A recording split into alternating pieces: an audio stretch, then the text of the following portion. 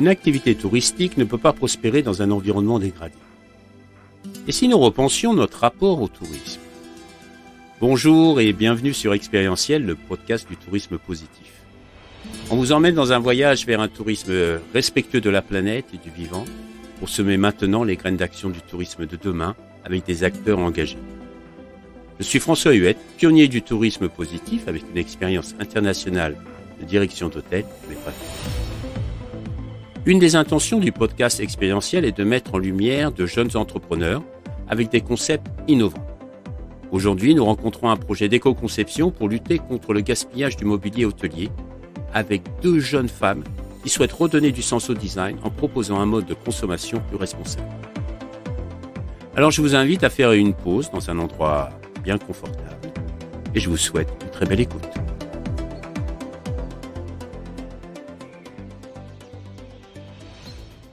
Bonjour Hortense, bonjour Alice.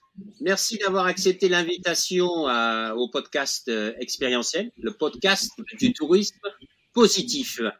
Bonjour François. Bonjour François. Vous pouvez nous présenter qui vous êtes toutes les deux?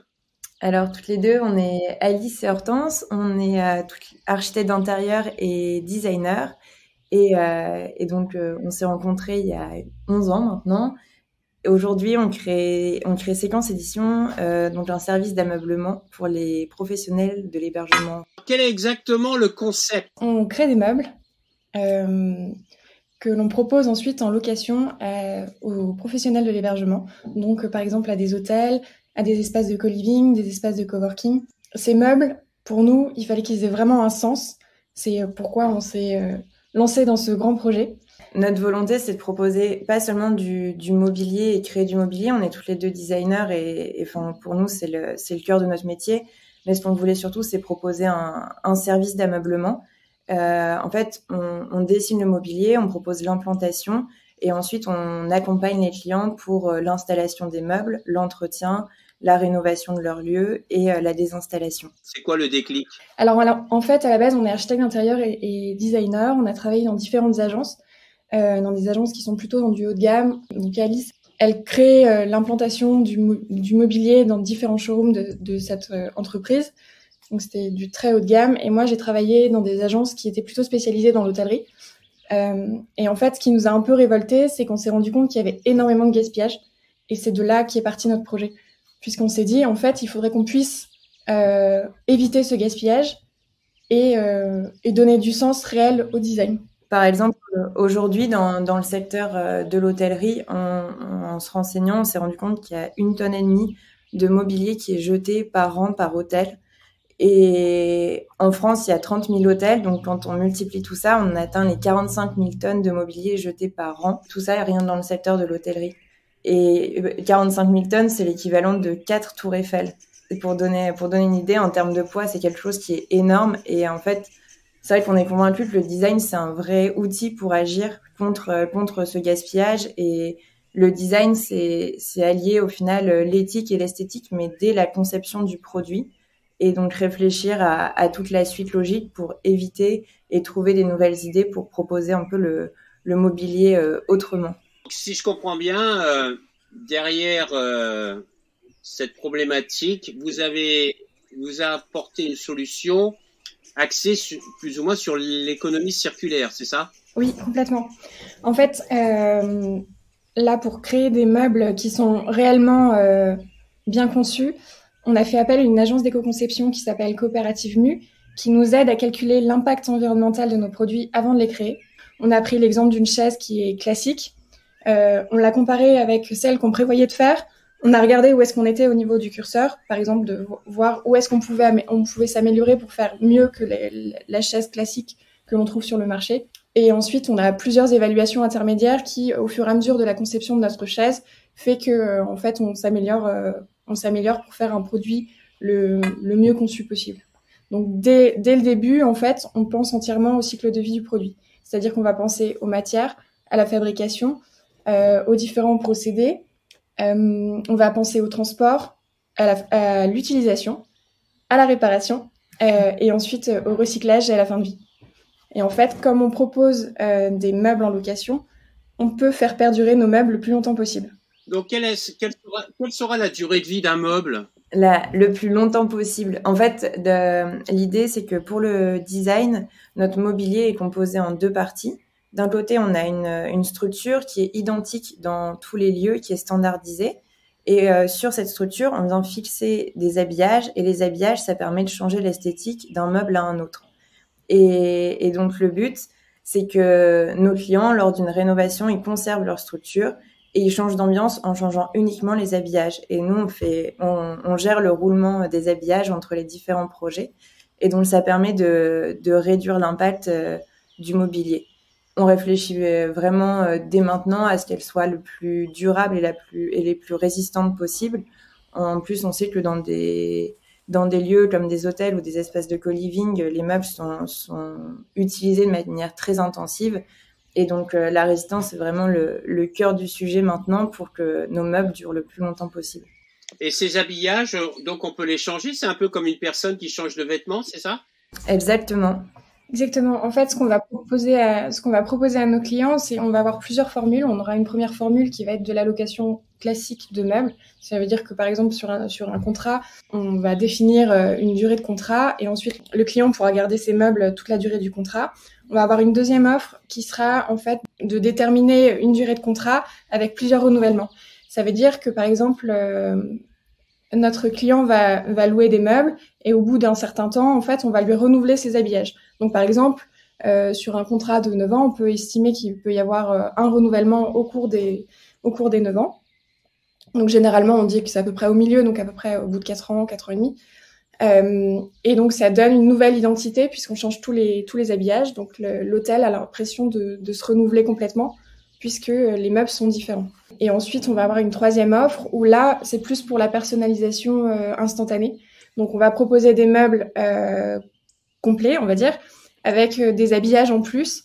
Et ensuite, le client pourra interchanger les différents habillages pour pouvoir, par exemple, proposer plus de personnalisation à ses propres clients. J'adore l'idée. Je trouve l'idée géniale parce que ça répond à quand même pas mal de problématiques des hôteliers. Un, c'est l'investissement, la trésorerie. Deux aussi, c'est la durée dans le temps.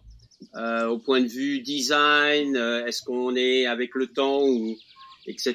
Donc de pouvoir renouveler ça et puis ensuite la durabilité du produit. Et finalement, et ça c'est pas toujours une priorité pour les hôteliers, mais ça peut le devenir, c'est-à-dire la durabilité et l'impact sur la planète a un impact positif. C'est une super idée, bravo. Dites-moi, j'ai une question. Aujourd'hui, votre projet, il en est où? Aujourd'hui, donc, on est une équipe de 4, donc Hortense et moi et Mathilde et Sébastien. Et donc, il y a la première collection de mobilier qui va bientôt sortir. Et donc, en parallèle, on co-crée notre offre commerciale avec différents acteurs, des hôteliers et des acteurs de la construction immobilière. Et donc, voilà. Donc, d'ailleurs, s'il y a certains... si dans le public et dans les gens qui nous écoutent, certaines personnes sont intéressées pour co-créer cette offre avec nous, ils peuvent nous contacter. On pourra leur en dire un peu plus sur le projet. Alors, il faut dire aussi que quand on en a parlé en préparation de cette émission, on s'est dit que c'était pas seulement limité aux hôteliers, ça pouvait aller dans les tiers-lieux, dans les endroits de coworking, etc. Est-ce que vous avez élargi vos cibles depuis notre discussion? Comment vous en êtes où? Non, on est vraiment resté sur ces espaces-là. En fait, l'idée, c'est de pouvoir proposer des meubles aux hébergements de tourisme et finalement hébergements d'accueil. C'est des meubles, par exemple, qui sont créés. Donc, la première collection, c'est vraiment une collection pour la chambre. Mais ensuite, on va étendre la collection et on va proposer, par exemple, des tables, des chaises pour plus de la restauration. Pour nous, un hôtel, c'est vraiment en fait, on donne l'exemple de l'hôtel parce que finalement, c'est assez large. Un hôtel, c'est un endroit où il y a énormément de vie, donc il s'y passe beaucoup de choses. Donc, les meubles, ils doivent aussi s'adapter à ces espaces. Et donc, finalement, tout ce qu'on peut trouver dans un hôtel, on peut aussi très bien le trouver dans d'autres espaces. Mais on s'adresse principalement aux professionnels. D'où vient cet engagement dans la planète? Je sais que vous êtes toutes les deux, vous avez quel âge? 28 ans, c'est ça? 29 et 30 ans. Vous faites partie de cette génération qui souhaite s'engager dans la préservation de la planète. Vous, votre motivation, elle vient d'où à la base, avant d'être dans le design, dans les meubles, etc. Je pense que c'est un peu une réponse à différentes choses qu'on a vues, et aujourd'hui, on se rend compte qu'on est en pleine période. C'est vraiment une période de transition où il faut que les choses changent, et c'est vrai qu'en créant notre société, en entreprenant, c'était une volonté pour nous d'agir et le mobilier, c'est le cœur de notre métier, mais on a vraiment voulu agir et prendre des initiatives dans cette direction et faire partie de cette transition, justement. Et en fait, on travaille beaucoup aussi dans l'idée de transmettre aux générations futures un monde entre guillemets meilleur. Et donc, on s'est dit qu'il fallait agir, et voilà. Et donc, du coup, on agit. Et c'est vrai qu'assez souvent, on se dit que, le design, c'est un pôle qui est assez charnière. On travaille aussi bien avec nos clients, mais aussi avec les fabricants. Et tout ça, on a envie de travailler vraiment en collectif, que ce soit un échange avec des nouvelles idées de chaque côté, des nouvelles matières. Et aussi, l'hôtel, pour nous, c'est un lieu d'expérimentation. C'est un endroit qui en avance par rapport à ses clients. Et donc, en mélangeant un peu tout ça et en créant un échange, le but, c'est qu'on évolue tous ensemble en travaillant sur la fabrication, sur le mode de consommation aussi. Quel est votre rêve le plus fou pour votre société que vous créez, et vous vous voyez où dans 10 ans? Vous imaginez quoi pour vous? Alors on a toujours plein d'idées et plein de projets, et c'est vrai que pour nous, en fait, comme on travaille sur des projets de location, c'est vrai que dans 10 ans, on espère que nos meubles auront déjà eu quelques vies, parce qu'en fait, finalement, tous nos meubles vont avoir énormément de vie, en tout cas la partie habillage, parce que la partie structurelle, elle reste normalement chez les clients, mais ensuite les habillages vont passer de projet en projet et finalement vont chacun raconter des histoires. Donc en fait, dans 10 ans, on imagine que nos meubles auront beaucoup d'histoires à raconter, et on espère pouvoir avoir une équipe un peu plus, une équipe qui va grandir, et pouvoir aussi partager notre projet le plus possible. Et toi, Alice?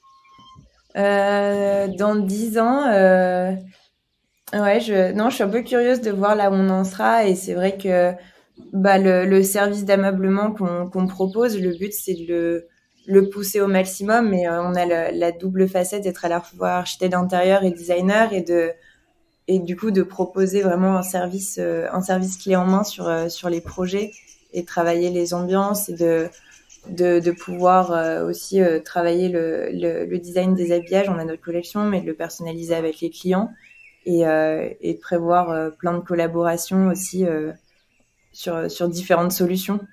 Vous savez que d'une certaine manière, vous me faites penser à mes grands-parents. Hein. Mes grands-parents, les meubles, je sais, c'est pas sympa, mais parce que bon, vous êtes un peu plus jeune qu'eux, hein. Eux nous ont quittés. Mais c'est vrai que les générations de mes grands-parents, les meubles, ça durait une vie. Ouais. Ça durait une vie. Et je trouve que c'est bien de retourner un peu à des savoirs ou des façons de vivre qui existaient auparavant. Ce qui prouve bien peut-être qu'on s'est déconnecté un peu de la réalité, et je parle de ma génération. Sûrement on s'est déconnecté de la réalité et on est devenu trop dans la consommation excessive. Donc j'aime bien votre idée. Dites-moi, vous, le monde du tourisme, avec votre œil qui est extérieur, et c'est ça qui est bien, vous le voyez, vous l'imaginez comment, le tourisme de demain? C'est un tourisme qui va continuer ou comme il est, ou il va évoluer? Non, en fait, pour nous, on voit le tourisme comme un vrai laboratoire d'expérience. En fait, on dit souvent ça parce que, en fait, c'est des lieux d'échange, et pour nous, les échanges évoluent tout le temps en fonction des lieux où on va être. Les manières de vie évoluent, et en fait, pour nous, tout ce qui touche le tourisme et ce qui bouge assez rapidement finalement et qui doit à chaque fois proposer de nouvelles choses et être assez inventif. Donc pour nous, le tourisme, c'est vraiment un champ d'action qui est passionnant parce qu'il faut qu'il se renouvelle en permanence. Et on voit, je pense que les lieux sont déjà de plus en plus hybrides. Au final, on voit les hôtels, les espaces de co-living, les espaces de coworking et qui avancent. Et au final, les services se recroisent. Et je pense que en évoluant, ça va continuer comme ça. Et après, je pense qu'il y a la question aussi des déplacements, que les gens partiront peut-être, continueront à aller parfois dans des destinations qui sont assez lointaines, mais pour un temps plus long, pour vraiment comprendre la culture sur place et échanger avec localement et vraiment comprendre où ils sont et partager. Je pense que avec la période actuelle, il y a un mouvement là-dessus de prendre conscience de ce qu'on a autour de nous, et si on se déplace, c'est pour une vraie raison et comprendre d'autres cultures. J'ai bien aimé le laboratoire d'expérience. Alors j'ai une question. Votre projet il est tout neuf. Vous êtes à la recherche de clients. Est-ce que vous avez un message à passer que vous aimeriez passer aux auditeurs en disant écoutez, on a besoin d'un coup de main parce que la solidarité aujourd'hui c'est aussi important. De voir des jeunes entrepreneurs qui se lancent avec des idées sympathiques et fortes de sens. On a envie de les aider. Comment on peut vous aider ? Actuellement, comme on vous disait, on est en train de sortir notre première collection et donc forcément, on est à la recherche de clients. Et on va être aussi à la recherche d'ambassadeurs de notre marque pour pouvoir vraiment montrer notre démarche et on cherche des gens qui sont convaincus qu'on peut avancer ensemble et faire les choses du mieux possible. C'est pas facile de demander de l'aide, hein ? C'est difficile à formuler. Ouais, je pense que on cherche de gens et d'ambassadeurs avec qui co-créer notre offre et qui sont intéressés par notre démarche, à la fois le design et le nouveau mode de consommation qu'on propose. Et qui ont envie de tester ça avec nous. Et pour nous, c'est assez important d'avoir des retours sur ce qu'on fait. En fait, créer des meubles, c'est bien, mais en fait, avoir des retours sur ce qu'on fait, c'est aussi se rendre compte si on se trompe pas de chemin et si les meubles qu'on crée sont vraiment adaptés à tous les besoins. Donc, nous, on serait ravis de présenter nos meubles et de pouvoir ensuite avoir des retours de personnes qui sont vraiment concernées par ces meubles pour pouvoir, encore une fois, les améliorer et faire les choses le mieux possible pour qu'ils conviennent et voilà. Merci beaucoup. Dès que vous avez votre nouvelle collection qui sort de façon digitale, tenez-moi au courant et ça me fera plaisir de pouvoir le passer sur les différents réseaux qu'il y a sur LinkedIn et sur Facebook pour le podcast expérientiel, et en espérant que ça va vous aider. Vous avez un super projet, vous avez un enthousiasme et un dynamisme qui me plaît beaucoup. Je vous souhaite une belle réussite dans votre aventure, ça mérite. C'est vraiment cohérent avec les besoins actuels qu'a le tourisme, hein. Donc je vous invite vraiment à tous ceux qui nous écoutent à prendre conscience qu'il y a des opportunités qui se créent. Rappelez-nous le nom de votre société. Séquence Édition. Séquence Édition, c'est quoi ? .com, c'est séquence au pluriel -édition.fr. Voilà, ok, super. Et puis moi, je vous souhaite une très bonne journée à toutes les deux. Merci beaucoup d'avoir pris le temps de partager votre concept. Et bravo. Merci beaucoup François pour ton écoute et ton aide. Merci beaucoup.